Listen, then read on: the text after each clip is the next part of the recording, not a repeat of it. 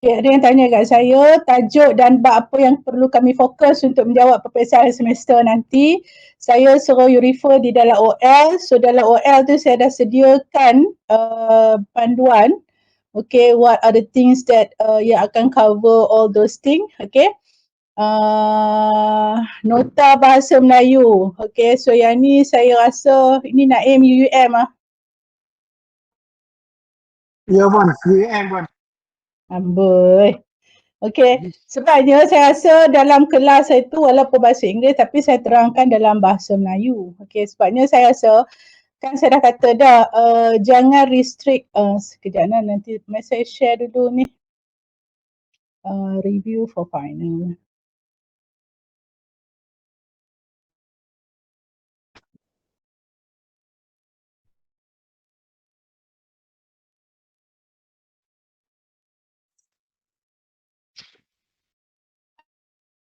Okey,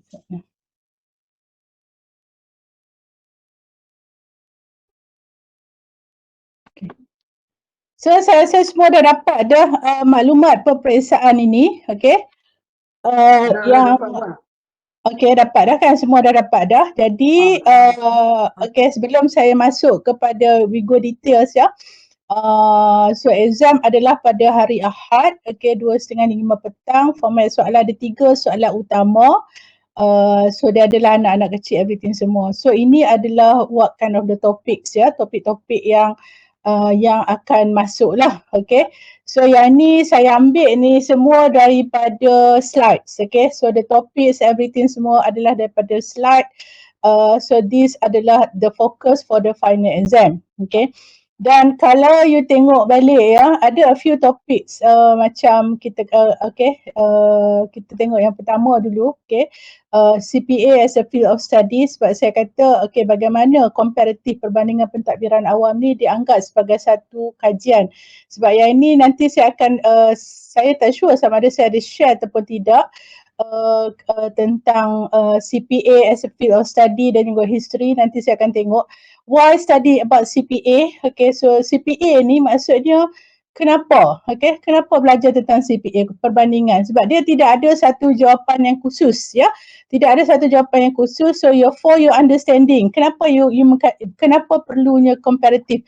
Bila you buat perbandingan, okay, you buat tugasan kumpulan, okay. So maksudnya you punya jawapan, it can be from your tugasan kumpulan. Kenapa you rasa bila you tengok perbandingan antara negara-negara berkenaan, apa yang you dapat?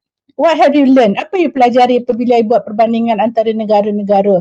Dari segi sistem pentadbiran dia ataupun dari segi kita kata dasar yang diamalkan. So itu yang dimaksudkan dengan why study about CPA. Maksudnya what are the advantage kebaikan mengkaji tentang perbandingan pentadbiran awam.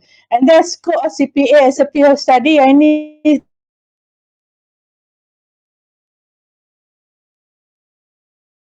Puan, putus-putus lah, Puan.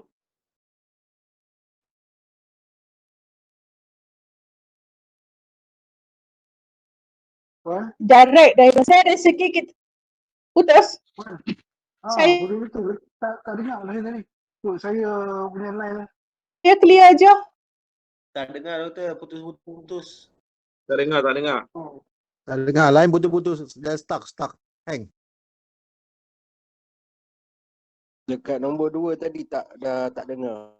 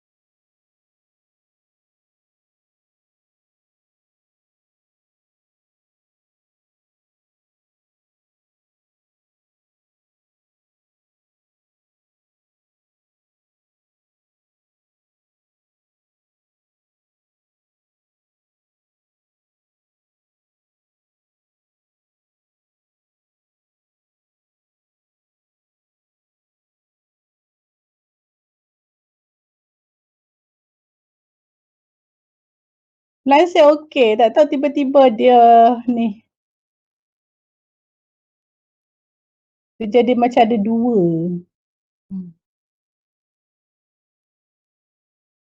Kenapa dia ada co-host, dia ada host. Okey?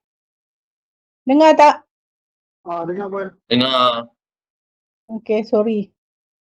Okay, so CPA as a field of studies yang ni pun ada dalam slide. And then dalam kita mengkaji tentang CPA, ada 3 pendekatan yang kita gunakan. Yang pertama ialah ecological approach. The keywords adalah ekologi, maksudnya persekitaran. Structural functional approach, maksudnya struktur yang ada dalam struktur yang ada dalam negara berkenaan yang mempunyai fungsi-fungsi tertentu. Dan lagi satu pendekatan yang digunakan ialah behavioral approach, maksudnya pendekatan tingkah laku. Okay, so yang ni pun ada di dalam slides. Okay, yang keenam, you should know faktor-faktor luaran, ya, faktor-faktor luaran yang boleh mempengaruhi pentadbiran awam ataupun organisasi sesebuah negara dan juga contoh-contoh.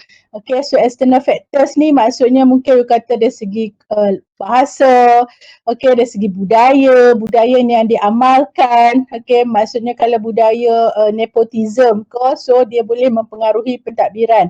Ataupun kita kata dari segi kita kata kepimpinan, so ini agak umum ya, ini agak umum, dia tak terhad sebabnya ini adalah kita kata ada external, maksudnya faktor ekonomi, okay, faktor kita kata pelaburan, okay, pelaburan asing, FDI dan sebagainya lah.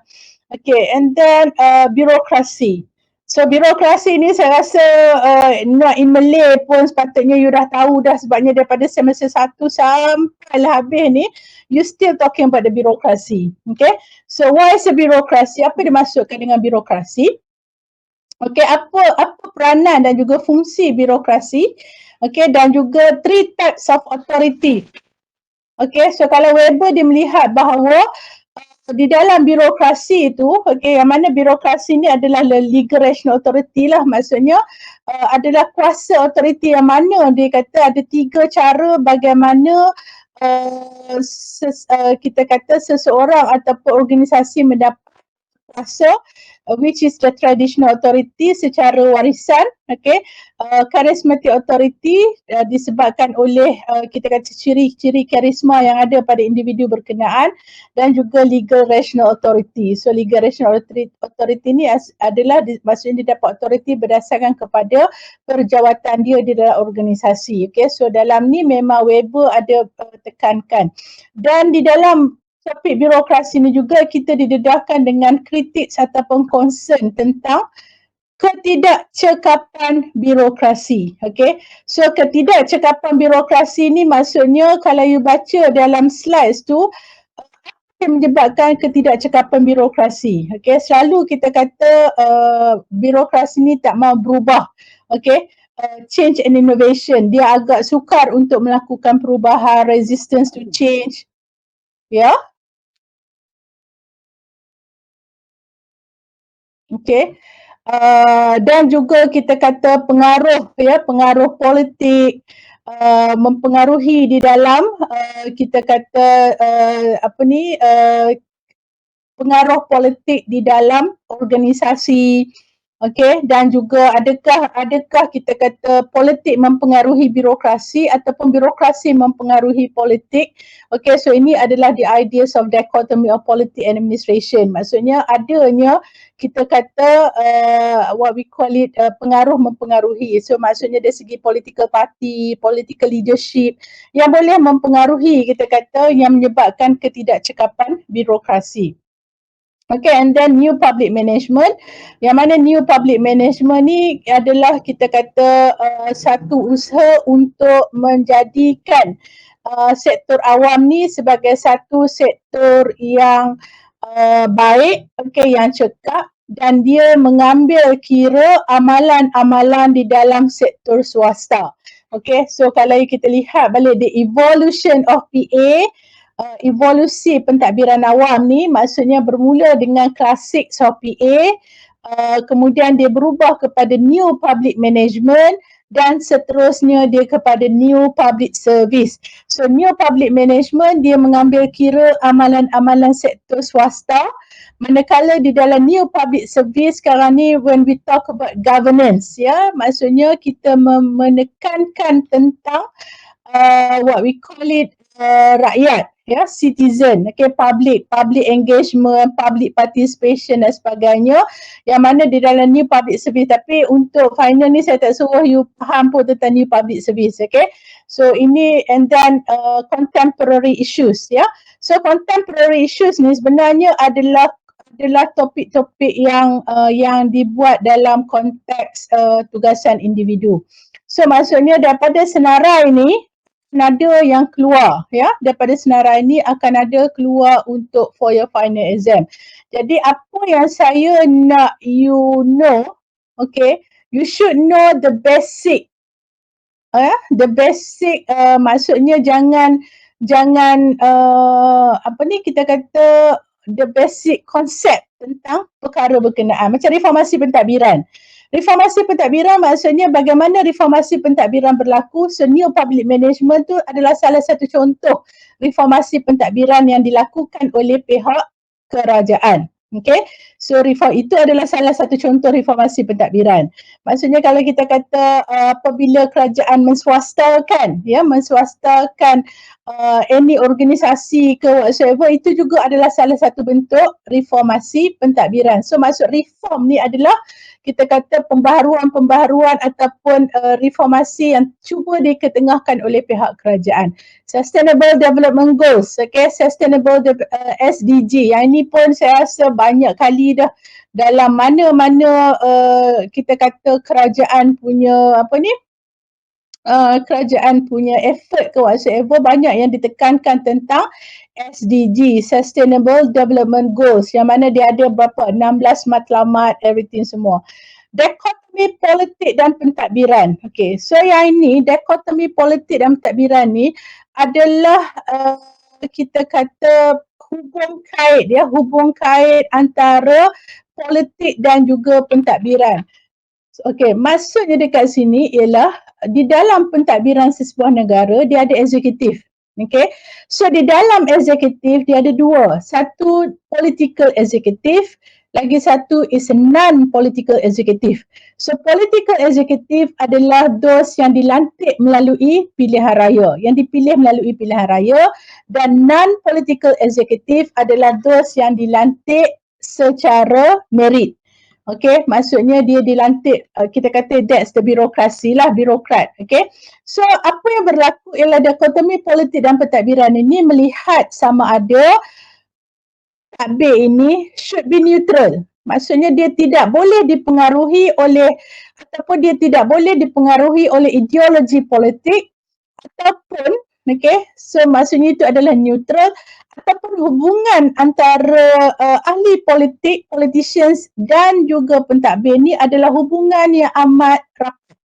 Okay, complement to each other, saling membantu dalam menjayakan keputusan-keputusan kerajaan. Okay, so you have to bear in your mind dikotomi politik dan pentadbiran merujuk kepada sama ada pentadbir ni neutral ataupun pentadbir ni complement to each other. Maksudnya complement dengan complement ni saling melengkapi antara political executive dan juga non-political executive berkenaan. Okay, so itu adalah dikotomi. Kalau you kata separation of powers, pemisahan kuasa antara legislatif, itu salah. Okay, itu adalah separation of powers, kita melihat kepada pemisahan kuasa antara legislatif, eksekutif dan juga judiciary. Tapi kalau dikotomi politik dan pentadbiran tu kita melihat dalam konteks yang macam itulah, macam saya kata tadi, dalam eksekutif dia ada dua, which is a political executive and non-political executive. So bagaimana hubungan antara kedua-duanya ni? Okay, sebab saya rasa ada, ya, maksudnya benda ni, topik-topik ni you should ask from your friends, ya, boleh tanya dengan kawan sebab ada dah kawan yang dah buat. And then kita ada legislative branch, badan legislatif. So badan legislatif ni apa? You dah belajar di dalam perlembagaan, maksudnya mana-mana negara pun kita kata even US they call it Congress kita kata, okay. So dia ada dua, kalau UK dia ada dua kita kata, okay, House of Commons and House of Senate. Sama juga dekat Malaysia kita pun ada dua, kita kata House of Representative, okay, ahli Dewan Rakyat dan juga Dewan Negara. Jadi kebiasaannya legislative branch ni adalah those yang membuat undang-undang, yang membuat keputusan dan sebagainya lah, okay. So legislatif ni dia adalah dipilih melalui pilihan raya. And then kita ada sistem monarki, okay. So sistem monarki, sistem beraja. So sistem beraja ni kalau lah you tak boleh nak jawab apa dia sistem beraja ni, at least you give the countries. Contoh, okay, kata Malaysia mengamalkan sistem beraja, okay, banyak lagi negara, Jepun, Brunei, okay, maksudnya kita kata kuasa memerintah adalah terletak kepada raja dan kebiasaannya raja ni mempunyai kuasa tradisi, maksudnya kuasa lantikan whatsoever adalah kita kata secara tradisi, macam kita kata Jepun, okay. England, ya, United Kingdom, okay, and then banyak European countries banyaklah kita kata yang ada punya sistem raja. So kalau you nak bagi kalau you nak jawab dalam konteks Malaysia pun tak ada masalah as long as dia mencerminkan ini adalah sistem raja.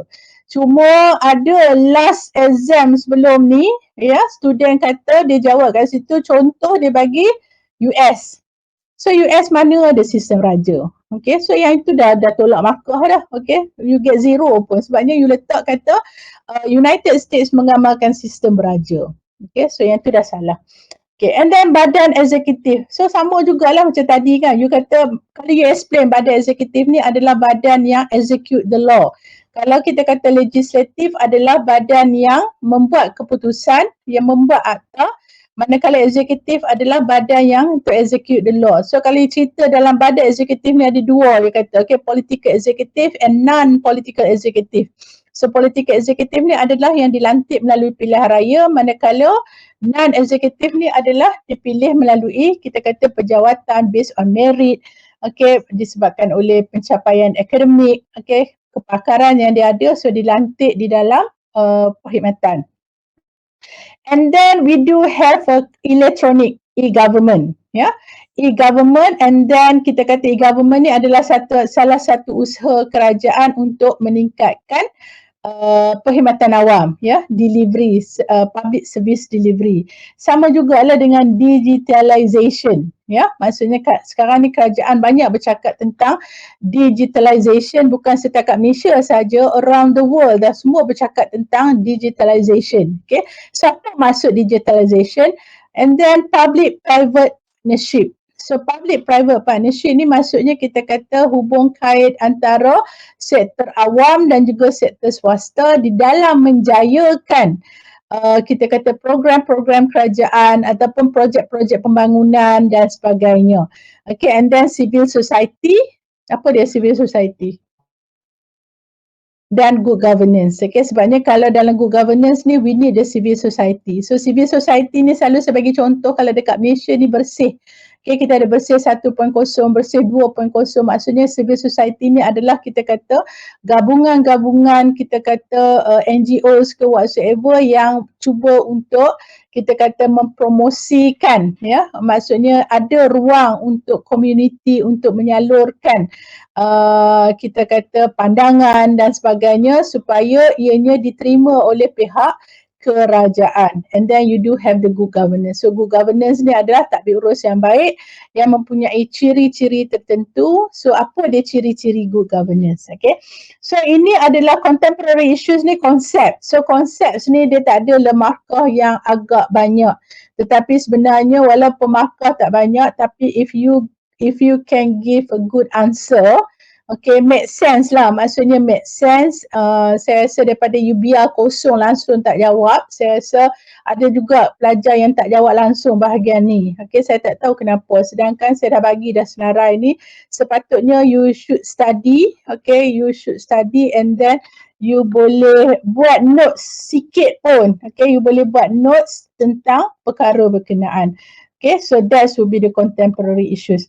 So kalau you Naim, you tanya tak ada ke dalam bahasa Melayu ke whatsoever, sebab saya rasa bahasa yang saya guna untuk slides tu saya rasa tidaklah terlampau menggunakan bahasa yang amat teruk sangatlah bahasa Inggeris dia. No, it's just a layman. Kalau you baca, you faham. Kalau you translate, you Google Translate pun at least you get some ideas lah. Okay, apa dia yang cuba diketengahkan di dalam tu. Cuma yang untuk bahagian ni nanti saya akan upload satu ni, 1, 2, 3. Ya. Soalan? 1, 2 ni, yang ni saya akan upload kemudian. Ada ni, yes. Nombor 9. Maksudnya contemporary issues, okay, kalau you tengok ya, mari saya check, saya share with you previous question. Ya, soalan lepas. You tengoklah soalan lepas. Soalan yang bulan Mei punya Puan. Bulan Mei ada keluar dah kau? Saya pun tak perasan. Yang ni soalan sana. Tengok ni. Yang ni ini Januari punya ni. Betul lah kot bulan Mei. Okay. So kalau you tengok sebelum-sebelum ni pun format soalan lebih kurang sama. Okay. So maksud format soalan lebih kurang sama ni maksudnya bentuk soalan tu memang akan ada. Okay, macam yang pertama ya. Kalau you tengok yang pertama ni, disiplin pentadbiran melalui beberapa tahap. Ya. Yang soalan pertama tu dia public service. Macam tadi Puan cakap, dia public service kita tak perlu Ni, cuti. saya nak tanya. Saya nak tanya, ada tak dalam ni, ada tak soalan ni dia, ada tak dalam guidelines yang saya beri tu, ada tak saya tanya benda ni? Bincangkan peranan kerajaan dan mekanisme yang diguna. Ada tak dalam tu? Dalam guidelines yang saya bagi tu ada tak? Ada. Ada ke? Are you sure ada? Tak ada. Ada tak? Dalam tu ada new public management. Ya, New tapi public- ada tak? Yes, sebab yang ni, ini adalah Januari hari tu. So review untuk Januari tak sama dengan review untuk Julai. Dalam review Januari itu saya letak, okay, you have to study on table. Ingat tak table yang warna biru tu? Perbandingan antara era klasik PA, new public management dan juga new public service. So di dalam table tu dia ada elemen on peranan kerajaan dan mekanisme. So yang itu memang saya suruh student fokus, which is one of saya dalam saya punya review. Okay, tapi saya nak bagi tahu kat you all, maksudnya saya kata soalan ni lebih format soalan ni macam ni lah maksud saya. Okay, so akan ada bahagian A, B, C, okay, and then ada bahagian konsep base yang tadi kan, tadi ada yang tanya kan, ada tak bahagian 9 tu keluar semua ke whatsoever, so akan ada soalan konsep yang macam ni, okay. And then akan ada bahagian 3 ni soalan yang ada pandangan, minta you punya pandangan. So yang ni adalah tentang penyertaan awam. Okay, so public ni. So yang ni dia cerita tentang good governance. Okay, so apa yang dimaksudkan 4 ciri utama good governance. And then dia tanya tentang public participation. So kalau ikutkan public participation ni adalah sebahagian daripada good governance, okay. Tapi kalau you tengok balik dalam you punya review, yes, memang ada kan on the good governance. Tapi review tu diletak good governance dalam bentuk konsep. Tapi new public management diletak dalam bentuk topik. Okay, so itu maksud saya. Jadi kalau you tengok bila you study all the questions, soalan-soalan yang lepas, kebanyakan soalan-soalan lepas dia akan tanya okay, tentang ni. Okay, and then dia akan tanya konsep. Okay, so that's why saya bagi, memanglah konsep tu banyak, saya pun tak ingat berapa yang akan keluar, tapi akan keluar soalan-soalan konsep. Dan juga dia akan keluar juga yang mana ni lah. So maksudnya, maksud saya ialah kalaulah you study with the review. Puan, line putus Puan. Dah, saya ni. Oh. Hello? Sorry, Pak. Ha? Okay. So maksudnya kalaulah you tengok balik the review, okay. So kalau kita tengok balik 1 dengan 6 ni, okay, satu ni adalah satu topik sebenarnya. Sebabnya how you study on CPA and then what the approach that you want to study CPA. So ini adalah slide kalau tak salah saya pada meeting yang pertama. And then what are the external factors? Yang ini pun ada satu slide. Okay, and then birokrasi ni adalah satu slide yang gabung ke semua ni, okay. And then ada new public management is another slide. Okay, so maksudnya you akan ada, okay, yang ni adalah satu on the CPA saja, satu adalah external factors, and then birokrasi ni adalah satu slide yang gabung everything dan juga new public management. Okay, and then this adalah contemporary issue. So good governance ni dia saya letakkan dekat bawah, saya tak letakkan dia as a one topic. Okay, so mungkin good governance ni kalau keluar pun mungkin dia akan keluar dalam konteks contemporary issues, okay, tapi it can be a part of di atas, okay. So good governance ni it can be a part of the topic sebabnya kalau kita tengok balik dia ada 3 soalan utama. So 3 soalan utama and then dia ada bahagian-bahagian A, B, C. Tapi okay. Dan setiap soalan ni kalau tak salah saya it cannot be more than 10 markah. Maksudnya sub-sub soalan tu lah. So maksudnya dia akan mungkin satu tu paling banyak pun 10 ataupun 20, okay. So for me lah, maksudnya saya rasa kalau student saya pun lupa nak tanya student saya last sem. Sebabnya bukanlah ramai, ada a few yang memang jawab, dia bukan jawab based on the slide pun, tapi cara dia menjawab, dia bagi jawapan whatsoever tu adalah memenuhi kehendak soalan, okay. So bila memenuhi kehendak soalan, okay, so dia akan dapat markah yang tinggi lah. Ada pelajar yang dapat 80, okay, don't be surprised. Ada pelajar yang dapat markah 80, ada pelajar yang dapat markah 70, okay, dan ada yang dapat markah less than 20 pun ada, okay, 12. So saya rasa kalau 12 ni maksudnya adalah dia tak membaca lah. Okay, sebabnya kadang-kadang bila you tengok balik soalan, okay, kata kalau you tengok balik soalan ni lah, yang ni adalah soalan semester Januari iaitu, okay. So kalau you tengok balik soalan Januari iaitu ni, okay. Ni soalan Januari ni. Yang ni saya ambil daripada yang ni dekat library dah ada kot saya rasa kan. Jadi kalau without maksudnya you boleh jawab je kan pentadbiran awam klasik ni apa, pengurusan awam baru apa, perkhidmatan awam baru. That's why saya kata markah 10 markah. So klasik ni adalah yang menekankan tentang struktur kita kata. Okay. So you letaklah dekat situ contoh, ini adalah Weber punya pandangan birokrasi menekan struktur. At least ada markah. Okay. So and then yang ni bahagian ni. So kalau ni satu ni equivalent to 5 markah. Okay. So paling common pun kata kalau accountability, tak kali you tak boleh tulis accountability tu apa kan, dikotomi. Paling common pun 1-2 ayat tu mungkinlah you boleh dapat 2 markah ke, okay, 2 ataupun 3 markah. 2 markah lah kita kata, okay. So kalau ni 2, 4, 6 dah 12 markah. Ini masalahnya yang pelajar yang dapat less than 12, less than 20 ya, dia tak jawab. Okay, ni yang saya kata bila sebut sistem monarki tu, dia boleh kata US. Jadi kalau dari segi logik lah pelajar kan, takkan you dah belajar banyak, you ambil perlembagaan dah banyak. That's why paper ni adalah paper last. Jadi you dah belajar banyak dah tentang pentadbiran awam. Okay, so takkan you tak boleh nak make sense benda-benda yang sedemikian. So ini yang maksud saya tu. Okay, macam ni kan tadbir urus yang baik.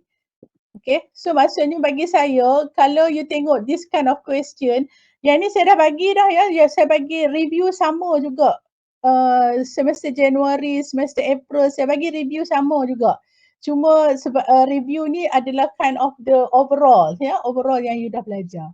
Jadi kalau soalan-soalan macam ni, okay, That's why saya kata you jangan hafal. Bila you hafal, bila you lupa, you tak boleh nak ni. Tapi bila you tengok guidelines yang saya bagi tu, bila you kata oh CPA is a field of study, you boleh keluarkan balik in your own words.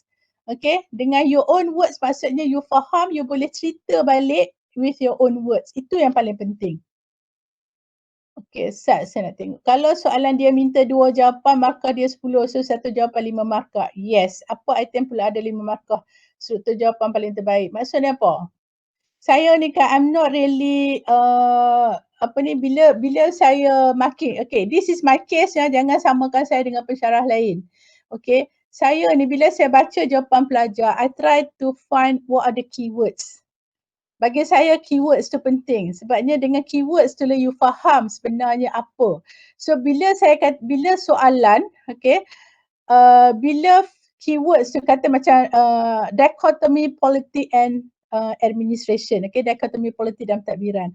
What are the keywords? Keywords dia saya kata perhubungan antara ahli politik dan juga pentadbir. So ataupun you kata this is the executive, ada political and non-executive, okay. So itu pun dah ada keywords and then you ulaslah dengan you punya bahasa, okay, apa yang you faham. Okay, apa yang faham. Itu yang saya tengok pelajar yang dapat markah tinggi tu, okay, cara dia menulis tu dia bukan hafal daripada slide, no. Dia tak hafal dari slide tapi dia faham and then dia explain dalam penulisan dia. Okay. So itu saya jawab untuk Yohanis nah. Okay, semaksud ada 10, kena minta 2, jawab 5. Okay, struktur tu itu yang saya kata kalau apa the keywords yang perlu ada dalam jawapan berkenaan. Adakah soalan lepas kemungkinan akan masuk semula ke exam akan datang? So you wait 5 hari bulan 11.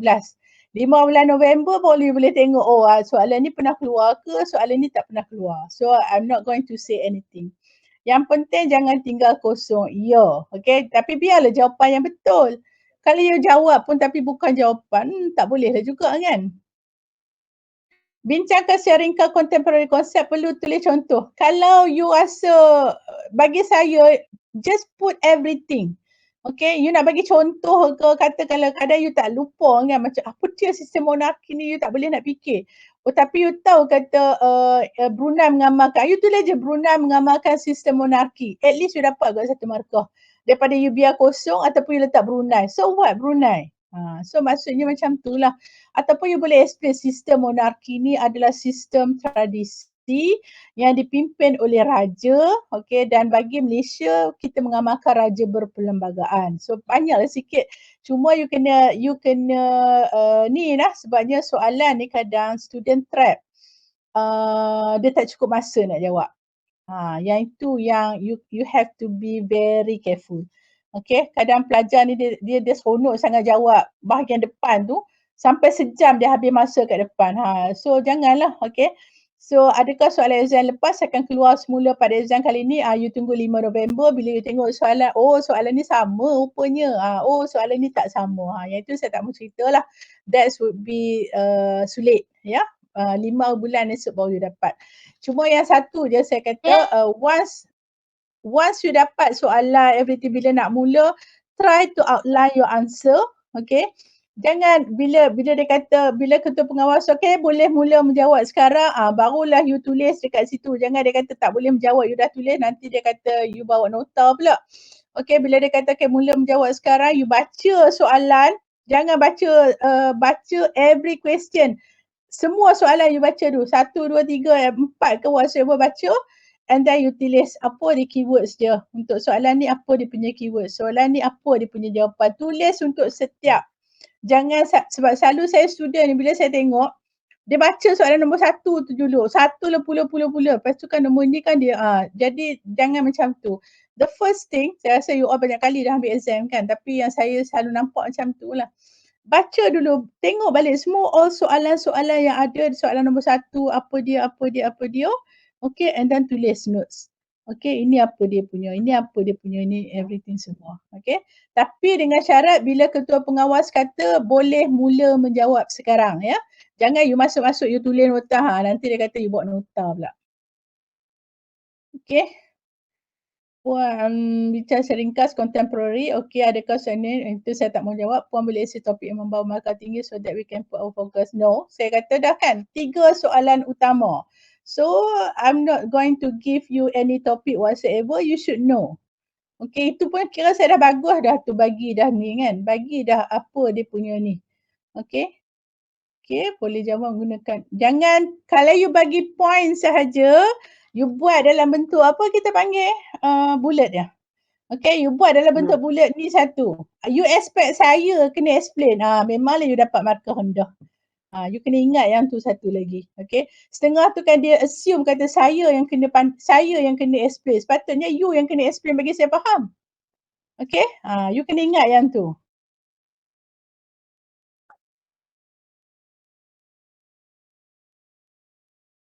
So jangan kata oh tak apalah puan mesti faham. Memanglah saya faham sebab saya yang marking. Tapi kalau you buat macam tu, pelajar yang duk buat macam tu, memang markah dia memang sikit lah. Kan macam tadi saya kata, okay Brunei. So dia explain, dia assume kata memanglah saya tahu Brunei adalah sistem monarki tapi you kena explain lah. Okay, barulah betul caranya. Kan macam dia kata tentang, kata kalau good governance. Good governance ni mempunyai 8. Dia kata okay, mempunyai 8 elemen utama contoh. Okay, so ada 3 elemen utama dalam good governance. Lepas tu dia letak satu adalah public participation. Lepas tu dia koma. Lepas tu ni. So, at least you kena explain lah sikit. Sama juga macam SDG. Okay.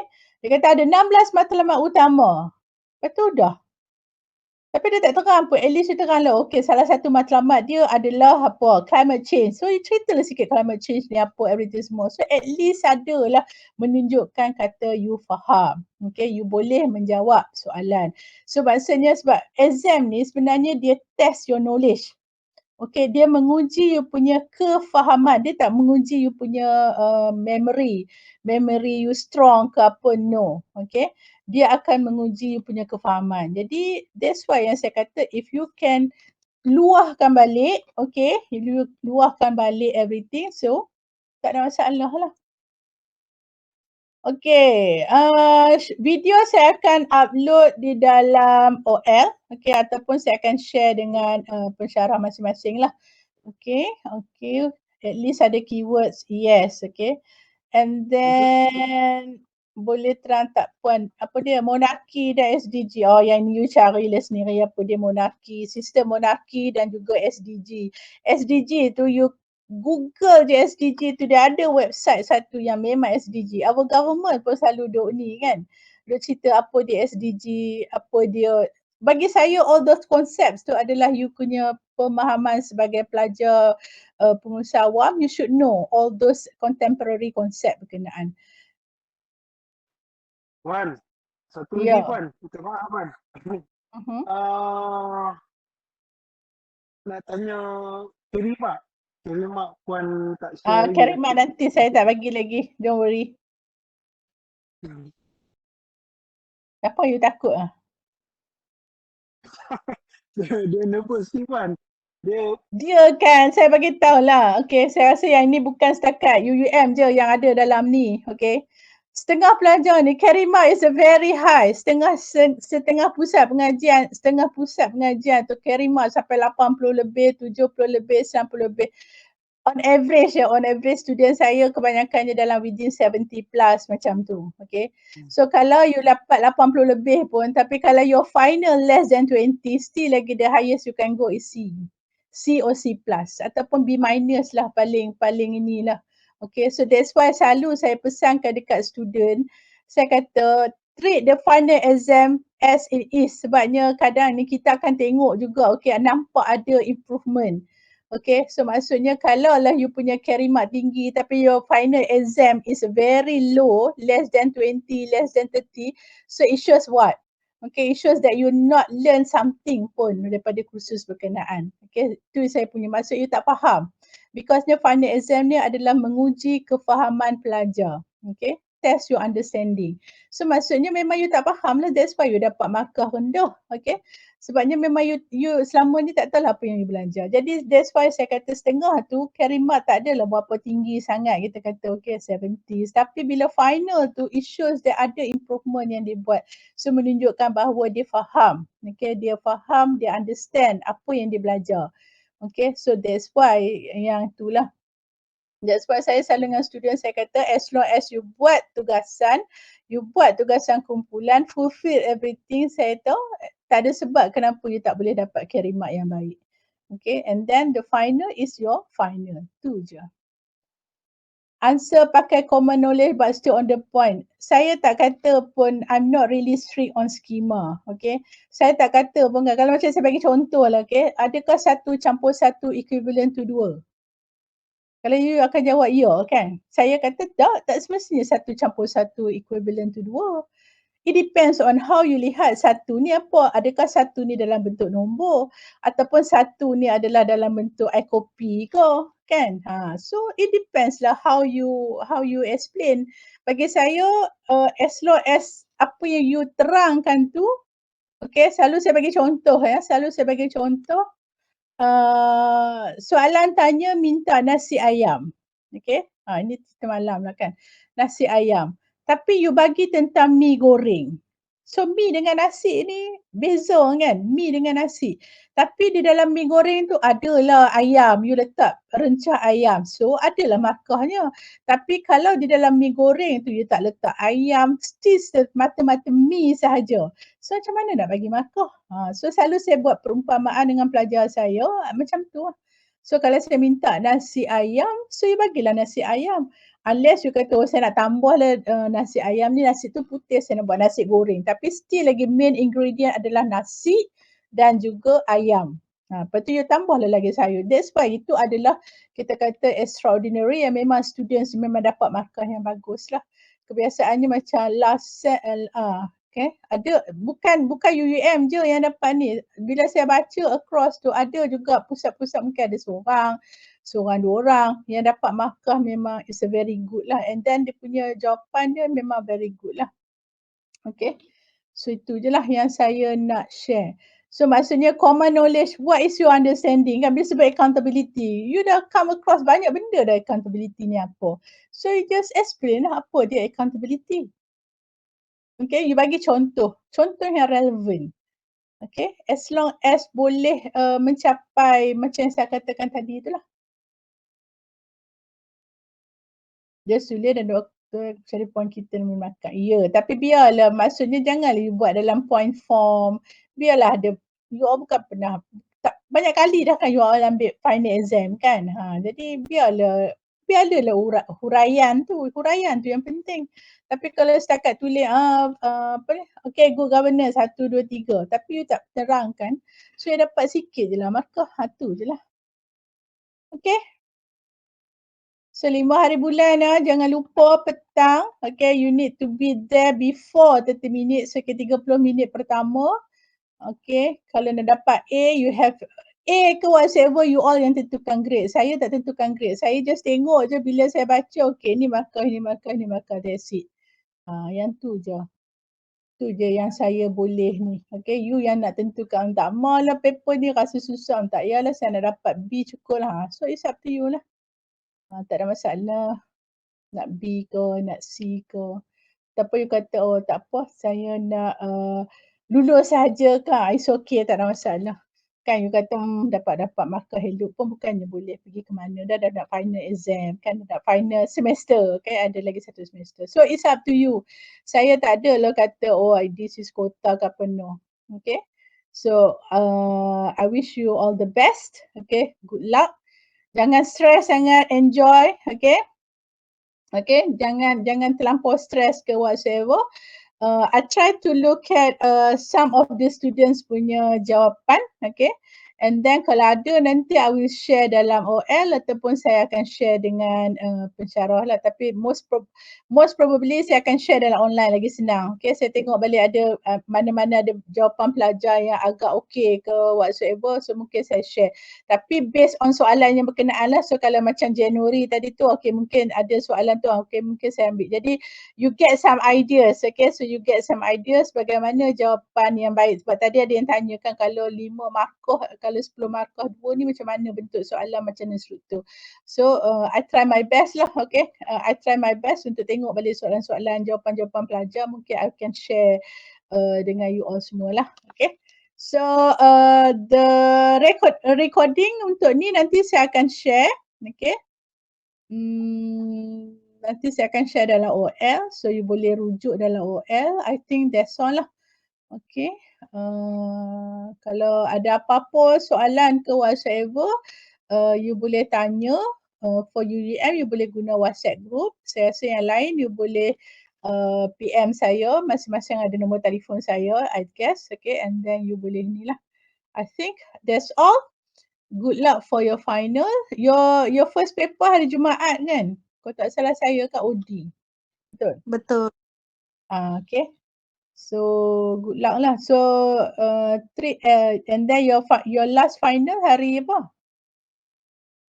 Ahad. Oh, Ahad tu last lah. Oh, okay. Petang tu. Okay, so you can enjoy lah. Okay, so good luck. I think that's all lah. Okay. Assalamualaikum warahmatullahi dan salam sejahtera. Thank you, Doktor.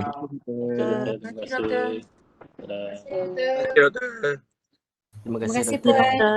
Puan. Sama. Jazakallah. Thank you very much, Doctor. Ni, kalau yang minta tips tu kan saya nak bagi tahu je. Kawan saya selalu kata, you all kerja hotel ke nak minta tips dengan saya? Kawan saya selalu cakap, that's why kena cakap macam tu dengan student.